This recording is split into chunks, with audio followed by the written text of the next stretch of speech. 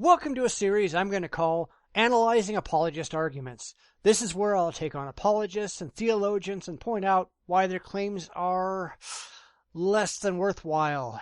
It's really funny how many apologists aim their arguments at the choir, people who already believe without reason, as a means of strengthening their resolve.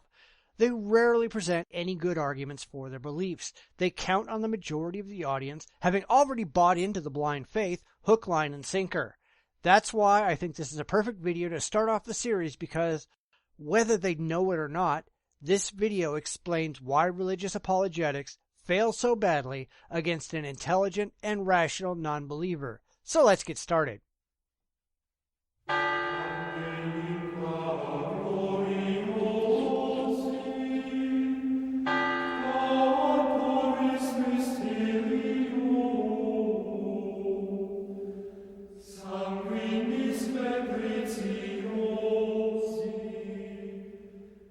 So what's the best way to talk to an atheist? Well, the first thing to remember is never, under any circumstances, enter into a formal debate. Me against you. Well, of course not. You have no means of winning a formal debate. You lack any form of objective evidence for your claims. You have no logically reasoned means of argument, and you cannot rely on a commonly understood debate tactic that do not include loads and loads of logical fallacies. In fact, we see where Dr. Marshall immediately identifies a fallacious point about such debates, although he certainly doesn't pursue it. He argues that this is a you versus them conflict. It is not. It is a conflict between two positions, in this case, Christianity versus atheism. This is where both sides need to support and defend their own positions to see which one is more rational and best defended using objective evidence. That's not something that Marshall wants to do at all. I suspect because he knows he'd lose immediately. Do not engage in a losing game. This is good advice, but I'd give the same kind of advice to all the other woo peddlers. Alex Jones and the conspiracy theorists, people pushing ghosts and psychic phenomenon, idiots in camo tromping through the woods looking for Bigfoot. All of them are essentially the same. All of them would lose in any formal debate setting because all they have is blind faith, their wishful thinking, and their irrational positions. These people get shredded in formal debates. So should we give credit to Dr. Taylor Marshall for recognizing the futility of religion? No, but let's see why. There are times when we need to explain things, but the key, especially if this is a friend, a family, or someone close to you, is to enter into a story or a narrative. And here's what I mean. You want to listen to their life story. If someone became an atheist, that's a big deal. That's like making a conversion to a different religion. It's a lifestyle choice. And probably as you listen to their story, there's going to be certain factors that led to them becoming an atheist. And you, as a listener, using your ears, want to hear their story and identify those points of conflict that they had with a religious tradition. Here is where Marshall shows us that his method isn't just a means to avoid humiliating defeat at the hands of any well-educated atheist. He is, in fact, trying to do something dishonest and underhanded. Because he knows there's no intellectual way he can win the battle, he's looking for an emotional way to get a handhold and then pry open the atheist's subconscious. He's certainly not alone in this. There are many woo-based positions that attempt to attack an opponent emotionally when they cannot gain victory rationally. This is true of conspiracy theorists who will accuse detractors of being part of the conspiracy or of being programmed by the conspiracy to carry out its aims. It's certainly true of other religious groups who cannot defend their views with evidence and so have to drive a wedge emotionally. This is a common tactic for groups like the Catholic League. Rational people won't fall for it, but people like Marshall are specifically not looking for people who are rational. They want people they can trick.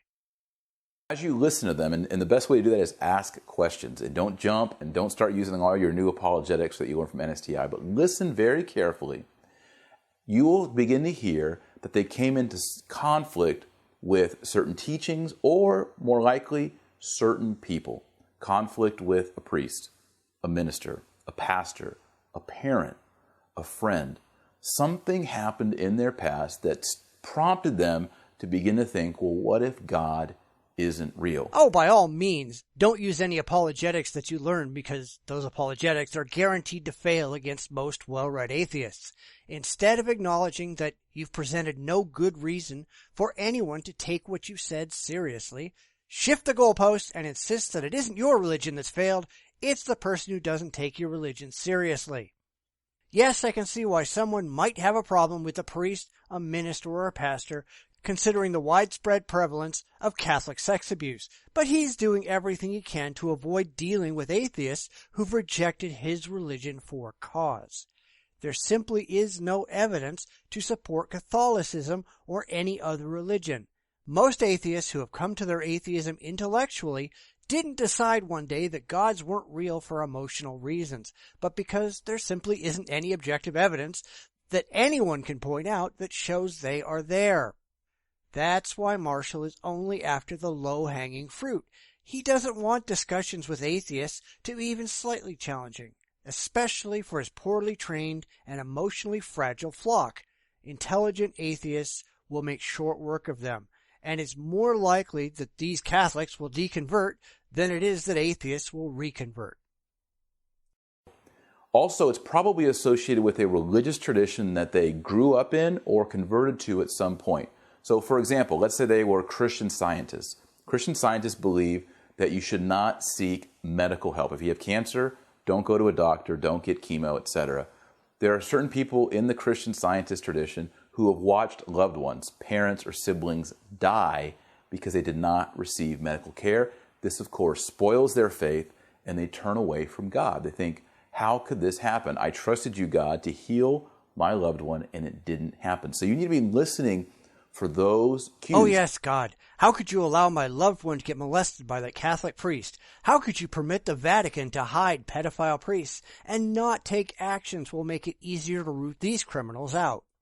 Oh wait, the popes have been too busy sitting on golden thrones in luxury to do anything that might threaten that lifestyle. Silly me.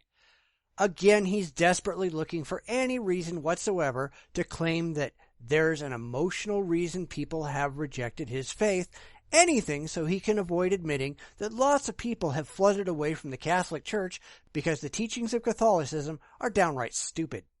The fact is, Catholic membership is down across the board, not just because of the actions of the Vatican, but because nobody needs Catholicism anymore. The Catholic Church in particular kept their numbers up by keeping the people ignorant. But now that we have an educational system that isn't under the control of religion, now that we have advanced science that shows that the overwhelming majority of religious claims are nonsense, people don't need to sit in a pew every week and throw their hard-earned money away. This is where religion fails. As you listen, don't be quick to judge, but just listen to the story. And your job as coming alongside them is to help them see carefully that their rebellion or their rejection of a certain person or a certain religious tradition is not necessarily a rejection of God himself. And by the way, it may be that they don't come from some weird, cult or weird Protestant sect. They may actually have been Catholic and had a terrible experience or had terrible teaching. What you want to do is listen for that and show them that as they move along in their journey of life, maybe what they're upset about or rejecting isn't God himself, but a certain person, scenario, or situation. I love how he thinks people coming from some weird cult or weird Protestant sect is somehow worse than people coming from his own ridiculous religious tradition. And for most intellectual atheists, it isn't a person, scenario, or situation that's driven them away from religion. It's the fact that religion has no evidence to support itself. Those are the people he doesn't want to talk about and certainly doesn't want to talk to. Those are the people that scare the bejesus out of him. He won't even acknowledge that they exist in this video.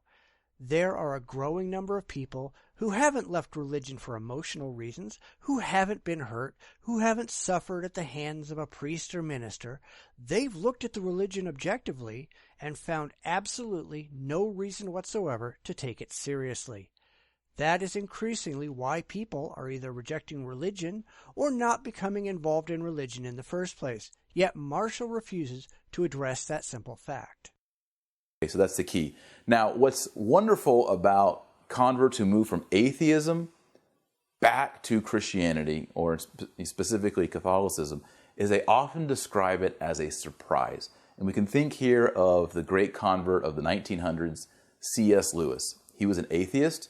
He was hardened by the war. He'd been in this world war. He had seen death and destruction. It hardened his heart, and he thought, how could there be a God in such a world as this? But he was surprised by the joy of being a believer in Christ. It was a surprise. He was a reluctant convert, but as he moved along, he saw that what he was rejecting wasn't God himself, but a certain situation. And this is, I think, the most effective means of bringing someone from unbelief to faith or back to faith. It's funny that he brings up C.S. Lewis, because I'd say that Lewis is one of the people I described earlier, the person who never really bothered to think about religion.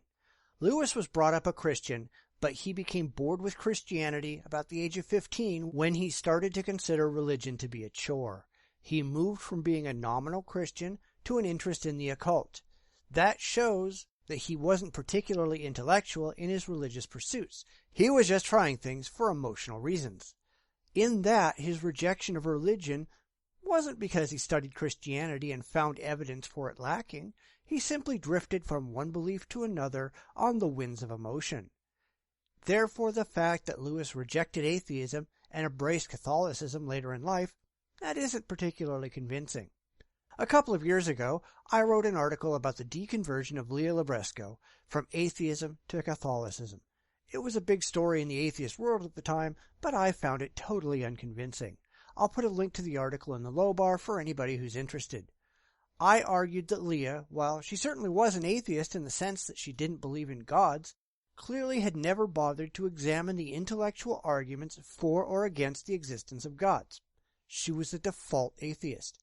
She converted to Catholicism for entirely emotional reasons, specifically because her boyfriend pressured her to convert on threats of leaving her. Getting back to the video, we see someone trying to do exactly the same thing, trying to pressure people emotionally into adopting his religious views and focusing singularly on those who have never actually thought about it. Low-hanging fruit ahoy! And we need to remember that God is bigger than anything that we can imagine. And God can exceed our imagination and all of our expectations. And God, I believe, likes to reveal himself in a surprising way to those who reject him. And we read those kind of stories all the way through church history so we can have confidence. So again, the best way to talk to an atheist is enter into a conversation, hear their story, hear their narrative, help them to make distinctions, and then, of course, pray and ask God that he will bring about this big surprise. So there's some fun in this, and also just some charity and love and mercy as we come along and walk alongside these people who have lost their faith in God. So if God is so big and powerful, why does he need you and your kind to convince people to believe in him? He wants people to pray for surprises, but when these people just walk away from your ham-handed conversion attempt, will clueless Catholic conversionists simply assume that God works in mysterious ways and pay attention to the hits and ignore the misses? I guess, according to Marshall, that the best way to talk to atheists is to entirely avoid the atheists who know anything about their religion. Try to find emotional wedges that you can use to push a non-intellectual argument on those who reject your beliefs. Try to convince them that their disbelief isn't the fault of their ridiculous religious tales and unjustified religious belief, but on some person or situation that may have happened to them in the past. And if that doesn't work, get on your knees and talk to an imaginary sky daddy and ask him to make a difference. If all of this fails, it's God's plan, and nothing the Catholic did was to blame. There's a word for all of this, and that word is delusion. I've cut the credits because I really had nothing to say about them, but if you're interested, certainly go and watch the original video at the link I provided. This is pretty typical of Christian apologists that I run into constantly.